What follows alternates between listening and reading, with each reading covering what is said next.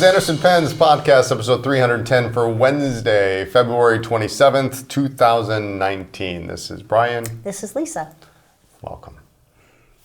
Brian, don't you want to just dance? I want like a flapper dress with a fringe and just flips around. I don't know that I'm able to, so. Brian's wounded today. Snow, lots of snow to shovel. That's what it was. You were shoveling last night. I was shoveling. I took like the second scoop of snow, and I felt this like tinge, and that was that. So broke it. Okay.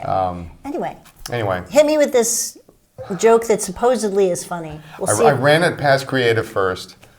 I got mixed reviews. We pay them so they humor you. Eric chuckled. Oh, please. Justin smiled with that smile that he has that you tell, like, I can't tell if he's just humoring me or it actually is funny, and it went way over Steph's head. How about Lynn's? She had her headphones in. She didn't even hear you. She didn't even know I told a joke. Well, so just like at home. What do you get? I get nothing. When you cross an Egyptian mummy and a car mechanic. I have no idea. A Tutankhamun. Again, the funniest thing is watching you crack yourself up. A Tutankhamun. Okay. Well, thank God that portion of the segment is over for this week. All right, we're good. I totally forgot about it. I had to improvise on the joke. So anyway. Okay. What do we have? We got a couple things this week. It's February 27th. Sure. You are wearing some new earrings. Yes. Are we going to talk about Valentine's Day now or when we do the LA show recap? Sure, why not? So we went to LA for the show. We were gone for like 75 days. Oh my God. It was the drive back from hell. Insane. And we drive to 14, 15 shows a year. This, I can't remember a worse return trip. This is probably the worst travel we've seen in a decade. Yeah, a long time. Yeah. I can't think of anything else worse. We were in LA, and we're going to be there for several days. And we went to a liquor store to buy a bottle of bourbon. And of all the things we found, Brian found a bottle of tequila he has been looking for since before we even started dating. Yeah, I never did figure out exactly what year it was, but it's been... What year we started dating, or what year? Because you should know that. It's probably been 12 years. I've been looking for this for 12, not like every day looking for it, but... Every time we travel, or in Chicago, there are a number of liquor stores that have a lot of interesting things. Our local liquor store, which carries some interesting things and brings in a lot of stuff, sells through, and then brings in other things. So, but even people who carry this brand don't carry this particular model, as it were. And we were just looking like, all right, we're just gonna zip through the tequila section and just see. It's not gonna be there, but we're gonna look. And oh my God, I thought I was gonna have to pick him up off the floor. They had the tequila. I actually did a Home Alone. I was like... He did. It was the funniest thing. Like, what's wrong with you? Yeah. And then we saw the price, and it was pretty pricey. And he actually was going to leave it. I was going to leave it. Sometimes it's better just to leave something there and then think that it's... You were going to talk about it and whine about it for the next 10 years. Like, oh, I should have gotten it. I could have gotten it. So... That was Brian's Valentine's Day present. This bottle of tequila that he's been looking for over a decade. And we took it back to the hotel.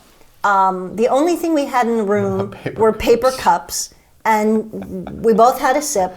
And then Brian had a little bit. And then he decided that we were not going to drink any more of this, which concerned me because this was not cheap.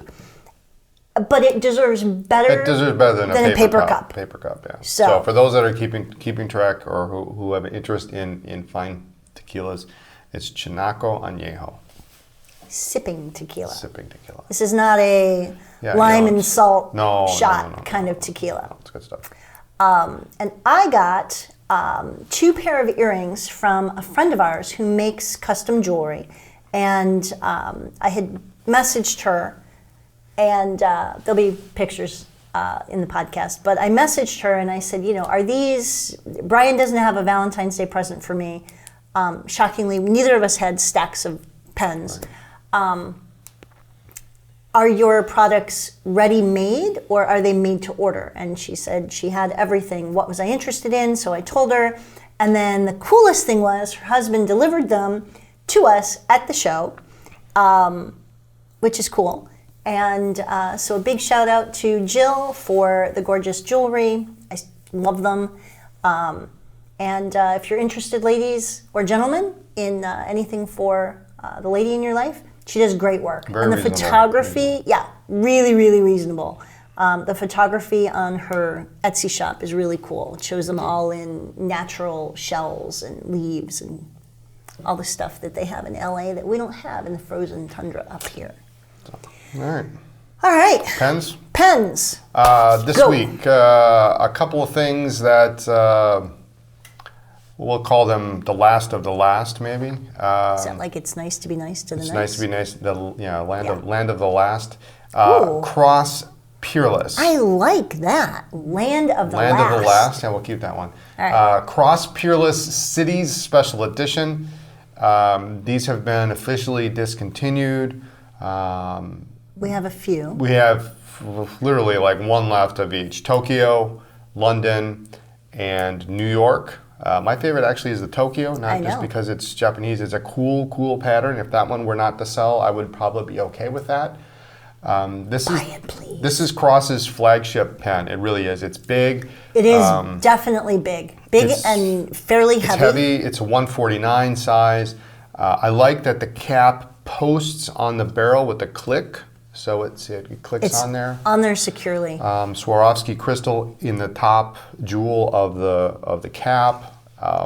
And maybe even the best part, if all that isn't cool pattern. So these cities, they're modeled after buildings. The New York is like the Chrysler Building, and Tokyo is, I forget the building, but the engraving is gorgeous. yeah, it's really nice. It's really, really done well. It's nice and substantial.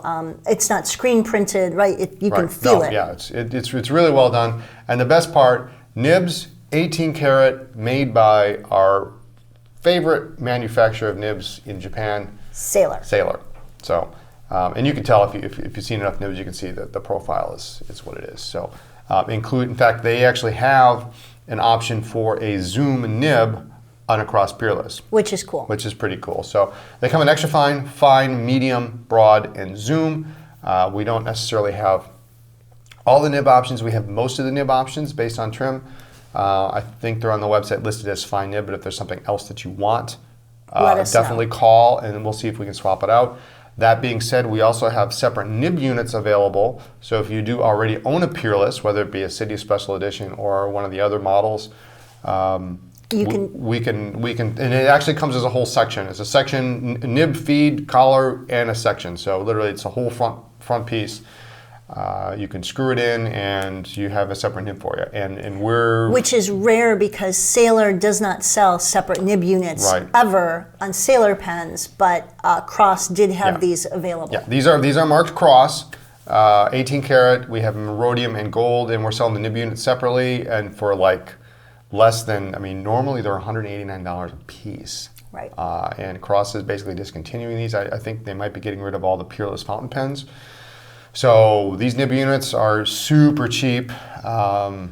Less than half of what retail is. So check those out. And if you like those, get the pen and get an extra nib too. I think we've got one zoom nib left. So grab that. But anyway, there's that. And while we're kind of in Japan, we happen to find this.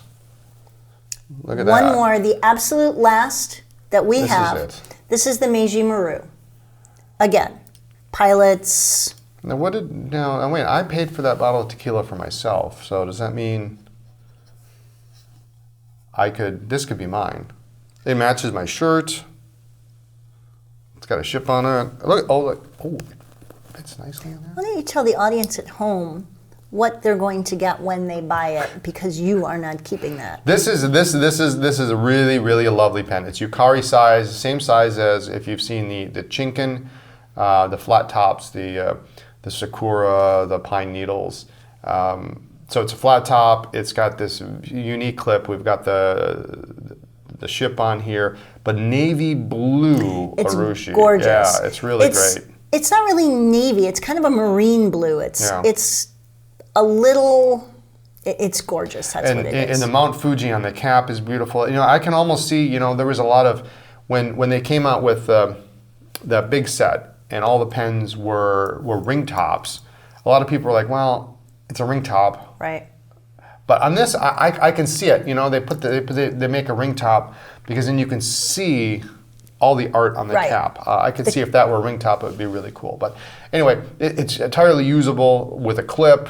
It's very beautiful. It comes in this gorgeous box, this bamboo box, and then it has this metal insert in it with the P for pilot. Comes with a bottle of ink. Really, really great. Comes with a bottle of ink with a special logo on it. Absolute last one. It's the last one. Medium nib. Which actually isn't half bad because if you want something, you got something to grind there if you want to grind it down to something else. But very pretty, limited edition. Not gonna last. Yeah. So, Meiji-Maru. Also, as long as we're in Japan, we're gonna go to Sailor. Well, we're in Japan. We're in Japan. Talking. We're gonna be Japan. pretty much. We're not in Japan yet. That's next week. Yeah, we can talk about that later. I know. The Sailor Mozaique. There are two left. These came in. Absolutely two. Black, the black and gray, and then the red. Which is cool. It's like red and blue and purple. This is really pretty. That's the only color I don't have, is that color. God. And the more I look at it, the more I see these undertones of blue Yep. that pop out, and the purple. In the right light. The blue and the purple with kind of this terracotta red. Yeah, it's got a little depth to it, doesn't it? It's just really... It does. It's really nice. The black and gray is very understated. I think this is the kind of pen you really want to have something special. You want to fly under the radar. This black one is just awesome. You know, the interesting thing is that the black is more swirl or smears, and this is more clearly defined. I don't want to call it chunks, but chips Well, of color. And that's how Both the are black. very interesting. The black has traditionally been that way. We've seen this amongst different. You know, they made this pen in the 1911 standard. That's what this is. They didn't make it in a 1911 large, but they made it in a King of Pen. They also made it in a full-size Pro Gear. And the black has been the one that has notoriously been seen with these swirls. It's like almost the material has been smeared, less blocky. Now this one here does not reflect that. This one is very chunky. Oh, that's interesting. It's very even. It's a really good looking pen, but we've never seen that swirl kind of pattern with any of the other colors. Right. But again, this one is, and sometimes it looks a little inconsistent because the cap will be swirly and the bottom, the barrel will be blocky. This one's really good. This one looks really, really, really good, really solid. So please, somebody grab the red before Brian does. Yeah, I already have the black, so look at this. Put it down. The top. Put it down. The top of this cap is awesome. It's really, really something else. You can't have it. You have anyway, one. Those are the last two mosaics we have. Yes. And then when they're gone, they're gone. They're gone. They're not going to be anymore. Because they just found this rod stock and they made some pens.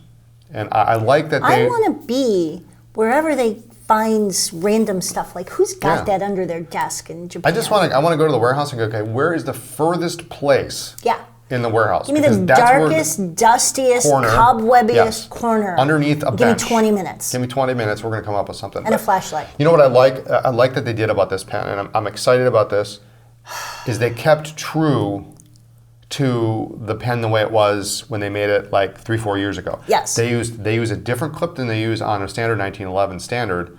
A standard 1911 standard? A standard. They use a different clip. They have the same cap band that they used. So, I mean, it's identical to what it used to be. They didn't just throw in, okay, well, we don't have any of those clips, we'll put a different clip on. Well, we don't have that cap band. They made it exactly the same. Right. So very cool. Anyway, Mosaic.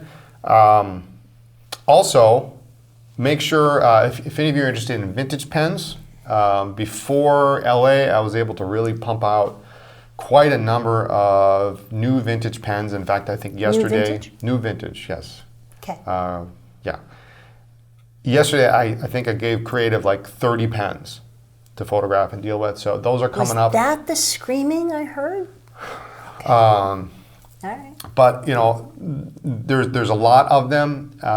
And if you're interested in vintage, make sure to sign up for the mailing list. It's at the bottom of every page on the website because we're going to be having those in the newsletter pretty much every week for the next couple weeks. So here's my problem. What's that? You have restored a boatload of pens in the last, since Thanksgiving. Yeah, Thanksgiving, yeah. Okay. And I don't see that the pile gets any smaller. Well, The box, you still have boxes everywhere, and I have actually peeked in them when I go down to do laundry. And I don't see that the baggies inside get any smaller. I'm not doing 100 pens a day. Well, maybe you should. All right, So anyway, there's a really good selection coming out there. There's a bunch of nice ester books, including some with some really, really great nibs. So, and on a couple of them, I put better nibs in there. Now the price reflects that, but then you don't have to go out and find that nib. Right. We've got a real nice dark copper J with a 9788 flexible medium. It's going to be a little expensive, but that nib alone is $45. So here's my problem though. In LA, Brian leaves the table with some money. He goes to get a couple parts. We have some parts at home, and he needs a couple parts, and he's got a list, and we made sure that he had his list before we left home. Actually, I forgot the list. Oh my God.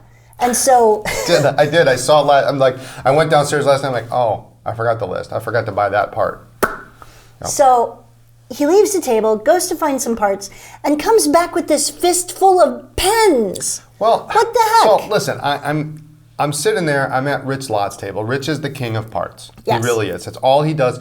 And Rich is a great guy. He actually he doesn't do anything with pens outside of pen shows. So when he goes home, he boxes all the stuff into it's all in his suitcase and just leaves it there. And leaves it till the next show. He doesn't sell online. You can't call him up and say, "Hey, listen, I need a cap for 51." Because it's in a suitcase. It's in a suitcase. It's in buckets, plastic buckets, bins. He doesn't do anything with it. He goes to flea markets and he sells other things. Right. So I go there and there's this bin. It's about 4 or 5 inches tall. It's more than 4 or 5 inches. It's a foot deep, and it's all parts. I'm like, okay, well, I have caps. I just need barrels and sections and nibs, and then the rest of the pen. I'm looking at it. I'm thinking, well, this is stupid. Why don't I just there are sections, there are barrels, there are clutch rings, there are nibs. Why don't I just buy 8 complete pens? So you still need parts for those caps? Well, no, I just have extra caps. Well, didn't you just have extra caps before? Well, I did, but now I have. I actually had. I don't know. I just thought it was stupid because the price was right. Why am I buying some parts and not the whole pen? Okay. So you bought pens. I bought pens. And now you still have caps. Well, it worked out because one of the caps had a bad clutch in it. People. And so instead of spending the time to pull the clutch out and straighten it out, replace the clutch, I just replaced the whole cap. Okay. So see that the cap came in handy. If I had just bought. Okay. Awesome. So anyway, lots of vintage. We've got some Parker 45s. We've got new old stock Sheaffer snorkels coming out in the box, matching pencils. Some of those boxes are cool. One of them even has the original cellophane. They've got the original aluminum hang tags on them. I mean, it's perfect. It's the way Sheaffer shipped it from the factory. You don't often see them with the cellophane wrapper, with the box, the outer cardboard sleeve. I mean, it's perfect. Everything is there. Really a great set. I've got a set with a matching mechanical pencil and a matching ballpoint. Okay. Great stuff. So all right. 45s, Esterbrook's, what else we got? Vacuumatics, Skyline with the flexible nib, all sorts of great stuff. Sign up for the mailing list. There you go. Done. All right. InCoWriMo. How you doing? I'm good, thanks. How are you? How you doing on InCoWriMo? I got one in. Yeah, I wanted to talk to you about that. What? Well, Brian wrote me a note. Was it the day we left for LA? I think it was. I don't remember. And I tucked it into... you lost it? No. The leggings that I wore to LA have this little pocket. I don't know if it's like a key pocket or whatever. You washed it. And you sent it to the wash? I washed it last night. I sent this heartfelt note. Oh, please. It was like... Using one of my treasured fountain pens. And inch wide by like an inch and a half long. It was. So it was powerful. It was like barely stamp size. Yes, I washed it. You washed it, jeez. Because So I was pulled it them. waterproof? No. It was just like a piece of paper that came It's just out. this big little wad. So, InCoWriMo, I do want to say, we got an email from a local customer here in Appleton, Mike, and Mike told me he's doing InCoWriMo for me. Wow. So he's doing 2 a day instead of 1 a day. I don't know, but thank you, because I have gotten nowhere. I'll write you a note today. So if I go up and sign on customers' invoices, does that count? No, Yes. no, doesn't count. It has to be like it has to be. Dear so-and-so, enjoy the pen. It's got to be more than that. What a great color. It's Heart got to be Lisa? more than that. Does it? Yes, Well, how long was yours? long enough. InCoWriMo, If it's epic a, fail. if it's a love letter to you, no length required. Oh, just a heart and a B counts? Shouldn't it? InCoWriMo, epic fail for me. I'm not doing so. We've been. This is an especially busy, trying month. So Yes. I'm gonna. You know what? What is today? Today is 27th. I still got a day. 27th. Yeah, it's Wednesday the 27th. Oh, yes. I'm still trying to recover. Well, we also were just in Chicago. Oh my God. So I'm still trying to. Just move on to the All next right. one, I think. This is an epic fail. So we just got back from LA. You know what? Let's just not even let's not even try InCoWriMo next year. Let's try to not do it at all. How would that be? Wouldn't be any more effort than I'm Exactly. All right, LA Pen Show recap. Different room this year. There's a little bit of talk on the interwebs. You know, I get that people don't like change, but the average attendee and even the average vendor has no clue what goes into organizing a pen show. And we have a little more experience from some personal association with one of the organizers of the Philly show. We help out with I help out with the auction at Columbus and occasionally other shows. So maybe we understand a little better what goes into the back end of organizing and producing a show. It's a major event. And then you add in a big ass show like LA. I'm feeling feisty Well, see, today. the thing is it's not like there are other options. It's not like, well, I'll skip LA this week because next week is the Santa Ana Pen Show, Right. or whatever. I mean, there's one show a year, that's it. And there's nothing close. I mean, for West Coast people, the next closest show is San Francisco, which I realize is not really close. Or Denver, I suppose. Yeah, or Denver, which is not Right. even remotely close. But it's not like there are options, and you have to play by their rules. Yes. And it's just how it is, and it's how it's been for decades. I mean, we've been doing this for 20 years. Yes. And it was that way 20 years ago. Yes, and even before. And even before. So, having said that, yes, the room was different. Yes, the layout was different. Yes, the aisles were a little more narrow. Noticeably narrower, yeah. The room itself, I thought was really interesting because the walls were finished up to about 8 or 10 feet, and then the rest of it was like concrete with the popcorn stuff Yeah, it was going on very industrial. Yeah, the lights were cool. I thought the lighting was good. There was a lot of natural light in the room. Yes, The whole one entire wall was all nothing glass. but glass. Which consequently made it a little warm, I It thought, did. in the room. It did. But the light was great, and at some shows, it's terrible. So yeah, you had a can light that was shining straight down right in front of you. I didn't have that, so it was slightly darker over by my area. I'm sure you are. I'm so sure sorry. that's sincere. Put it in an InCoWriMo note. so sorry. Dear Brian, I'm so sorry. Yeah.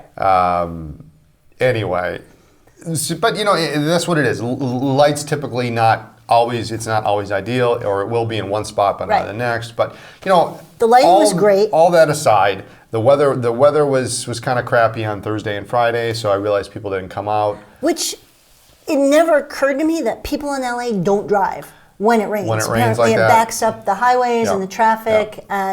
and so Thursday and Friday the traffic at the show was very light. Now I'll say Saturday and Sunday, while maybe not as much traffic as I think we've seen in previous years, we're really on par with what we've seen in the past. People were excited to be there. People excited to be there. I mean, there were some killer finds, in the wild, 95th anniversary Rialo that I missed by like this much. And now you hate Stacy, right? So, love you, Stacy. On Trans right next to us on Thursday, and he always has Platinum, Sailor, Pilot Pen. He's sort of like Sarge, only not quite as organized. Yeah, he buys pens and he flips them. He doesn't restore them. He just buys them, sells them as he gets them. I don't even know if he wipes them down, whatever. But he always has them there. And I'm looking at his Sailors. I'm like, oh, that's cool, that's cool, that's cool. And then there's a King of Pen, which I didn't even bother to pick up. Skipped over it, went to the next pen. Stacy comes over, looks, oh, there's a King of Pen. Pulls out his 95th anniversary Rialo, knocking out a Togi Nib. And Brian then is watching him like a hawk to see if he puts it down because Brian's going to grab it. I told him, I said, listen, he showed it to me. He says, well, what do you think of this? I said, if you don't buy this, I will. So you need to buy this right now. And I was trying to be polite. On's a friend of ours and Stacy's a friend of ours. And, I just, I'm like. And you were like, screw the both of them. Give me this pen. And Stacy bought it, and Brian is still festering over it. I'm just I have one. I have one. Yeah, so what do you need another one for? Well, no, I just, we have customers that occasionally ask for that particular pen. It's very scarce. They made it in 2 editions, a Japanese domestic edition of 500 units, and then there was an outside Japanese issue of 100 units, and this was a non-JDM, I guess you might want to call it, edition. So, it's a very scarce pen, very scarce. So Stacy got a great pen, and that was great. Brian didn't need one, and it was good to hang out, and it's all good. No, but then there was some really cool overlays. I saw some really, really great overlays at the show. A couple that I was, Rob Lott had AA Waterman overlay on his table. I hate him. Oh man, Love Rob. I couldn't believe it. I couldn't believe it. $250 full gold fill overlay on an AA Waterman. It was really, really super. He's got amazing pens. Really, really great. Sweetheart of a guy. Good stuff. I can't even tell you what else. There's just we didn't get away from the table all that much. No. In fact, I never got over to. Atoya came over, dropped off some pens that we had delivered, and some ink. Some of the last of the. 4 Seasons ink in the 50 ml bottle. And I got to say hi to Larry. I shook his hand, and I think we talked. I talked to him for like 20 seconds, maybe, if that. And then I had to go back. You talked to him a little bit more, but that was it. I never got back to the table. Right. So it was a little bit busier on Saturday and Sunday. I thought overall the show was decent.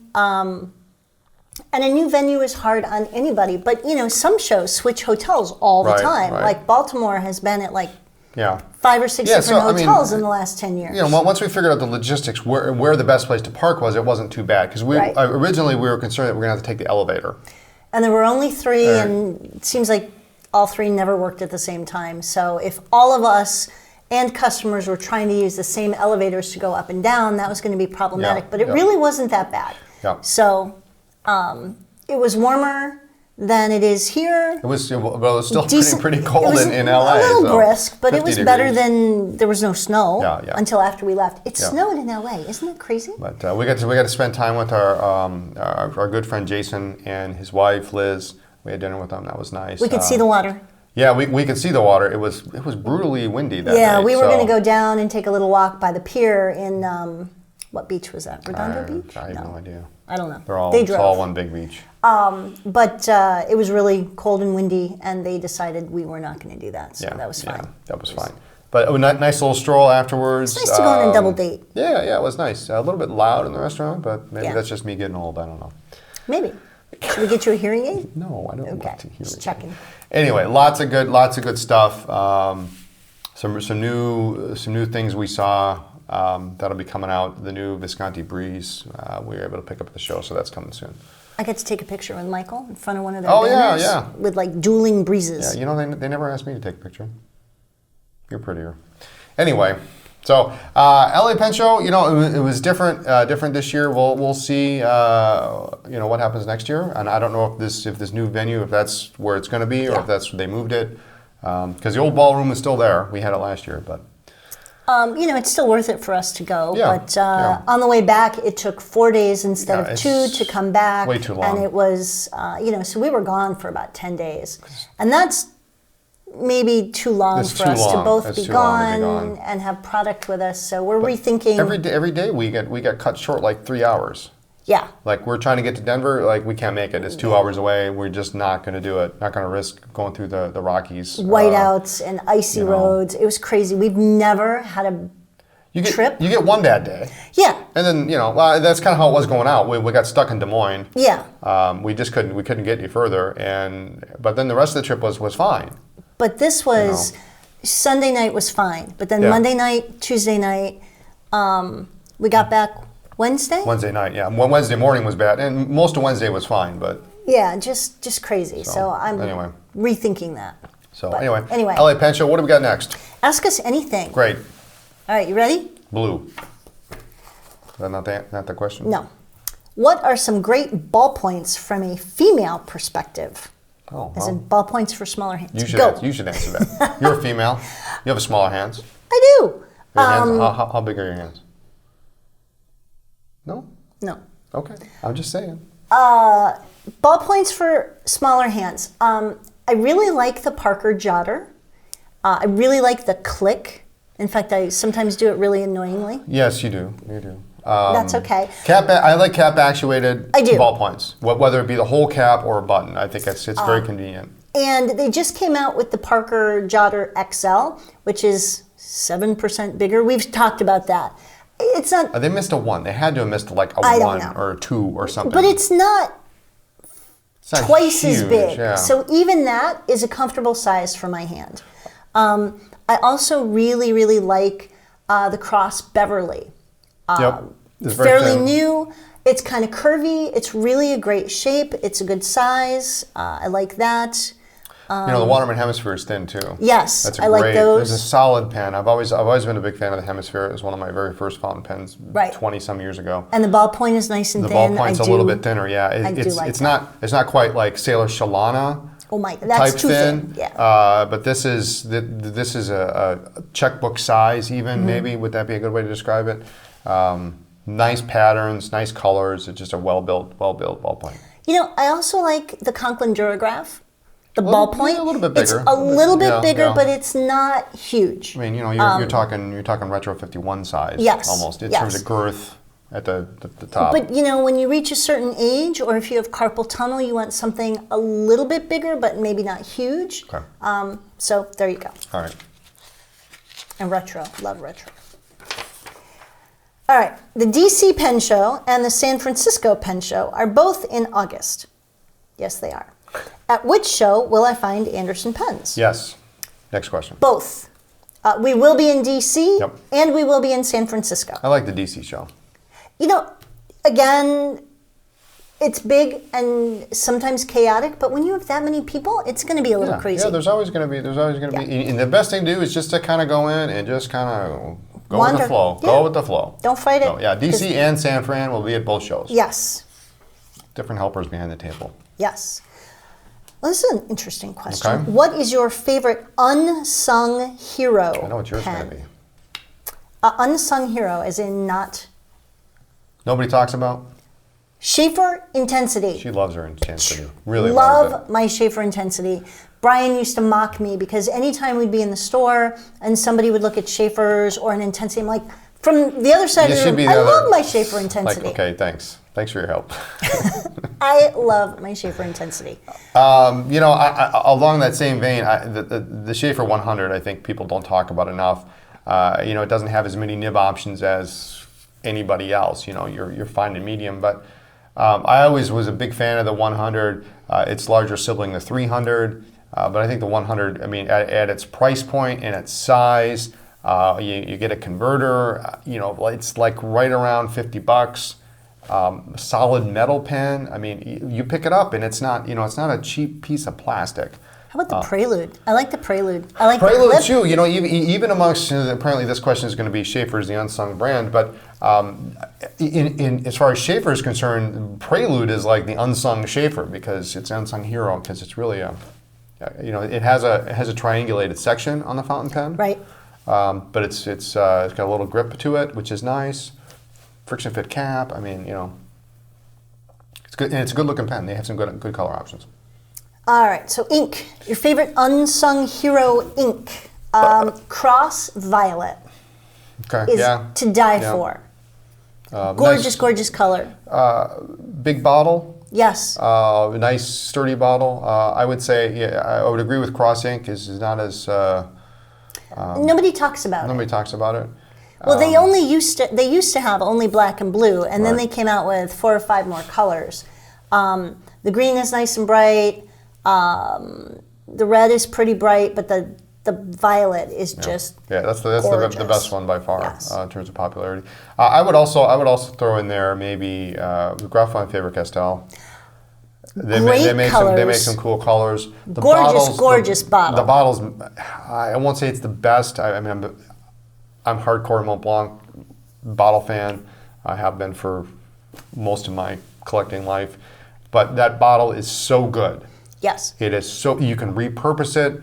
I've got one, I've said it before, I actually have my shellac in a Graf von Faber-Castell bottle because it's the only thing that's not going to tip over. It's heavily weighted on the bottom, wide opening. Now, when you get low, then you can't tip it over like you can a Waterman bottle or a Mont Blanc bottle, but you can use a needle filler, as peniter, snorkel filler, or just use a snorkel. Right. There's an idea. There you go. But yeah, not enough love for Graf. Right. Not enough love. Same thing with Caran.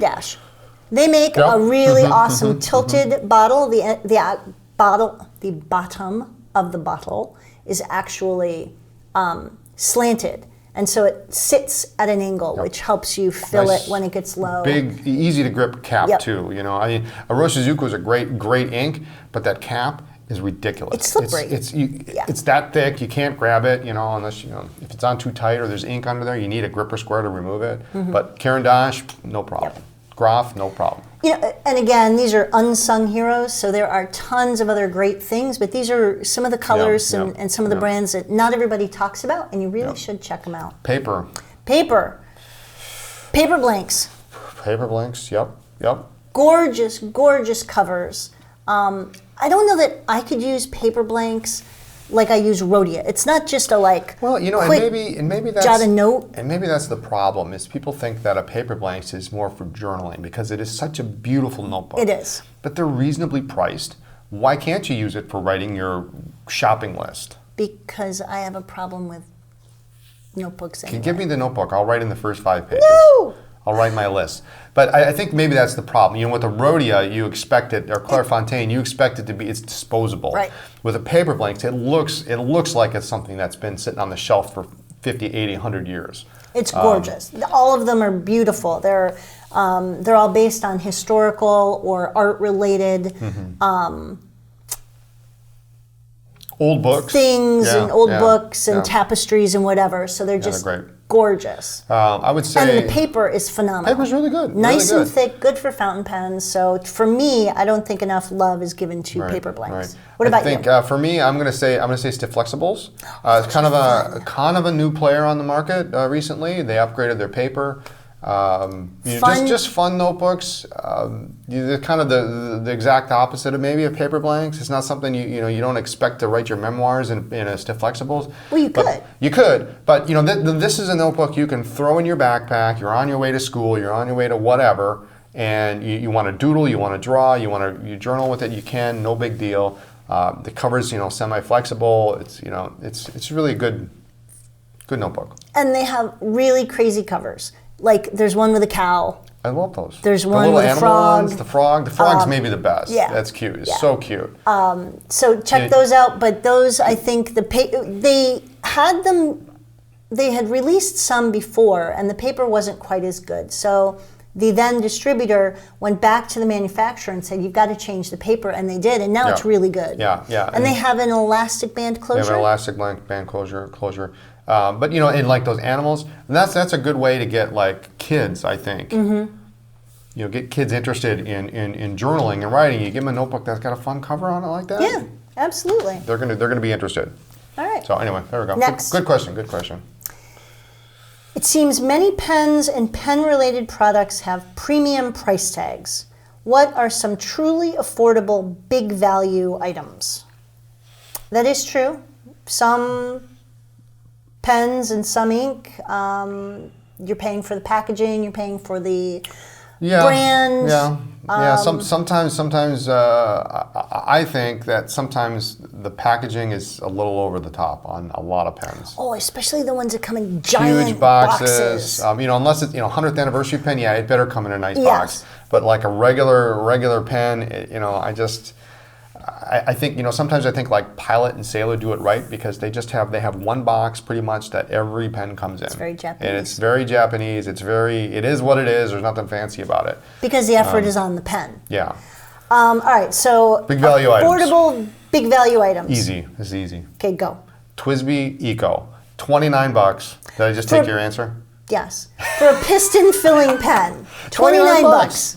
Oh. The next piston filler is what? We're talking M200. We're talking Pilot Custom 92. We're in the $200 price point already. And $29. with the Pelican, you're getting a steel nib. Right. I guess at least with the Custom 92, which is not a very popular pen, is $220. You get a gold nib, but right. 29 and 200. There's no. Yes. You're going to take a steel nib. It's a great nib. Yovo.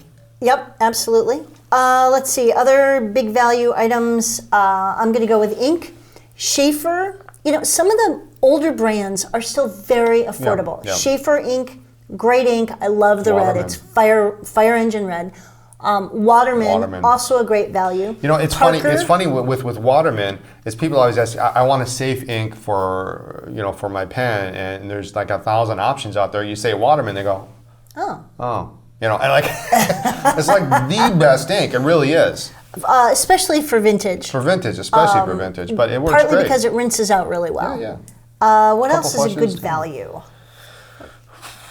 I think really some of the Japanese pens with gold nibs at $150. There's Vanishing Point. Vanishing Point. It's fun. Not only is $148, you get a gold nib, but it's just fun. It's clicky. Come on. I mean, and the nice thing about the Vanishing Point that really different. Forget the fact that it's retractable. What really separates it from every other pen on the market, including at that price point, is you can replace the whole nib unit. You can buy a separate nib unit. You drop your pen. You can get a new one. You want something different. You want a stub. For writing Christmas cards or birthday cards or whatever. You can buy one separately, and most. I can't think of any other pen. Peerless, cross Peerless. Besides the Peerless, where you can buy an extra nib unit. Yeah, and things happen. It rolls off your desk. The Vanishing Point. Vanishing Point. That's a solid value item. Yep. Absolutely. Retro 51 Rollerballs. Yeah. Great value. Can't beat 'em. The solid color ones are $25, and it's a great writer, a good size. I think everybody needs to, and I do. I have a Retro 51 that's always in my bag. Yep. I don't think I've ever replaced the refill, but it's always there in case my fountain pens run out. I know I always have something to write with. And they make a zillion different designs. They constantly change things up. Yeah, something for everyone. Yes. All right. All right, we got another one. Are there any upcoming events at the Chicago store? Pressure's on. Pressure's on. Well, we were just there. And we've confirmed April with Lammy. April 20th, I think it is. Okay. We'll get the dates. April 20th. That's going to be interesting because we haven't done an event with Lammy before, right. So it's going to be interesting. Yeah, we have a new sales rep, so it'll be fun with Doug. And then the Monday after the Chicago Pen Show, apparently this is our annual thing. The second annual Visconti spring event. Spring Fling with Michael. I just made that up. Yeah. Michael Hujara is going to be there. He will be at the Chicago show. And then the very next day, that Monday, at our Chicago store, we will have a Visconti event. So if you can't make it to the show. Because it is out in Hoffman Estates. Hoffman Estates. I know there are a lot of people that they can't get out there. Right.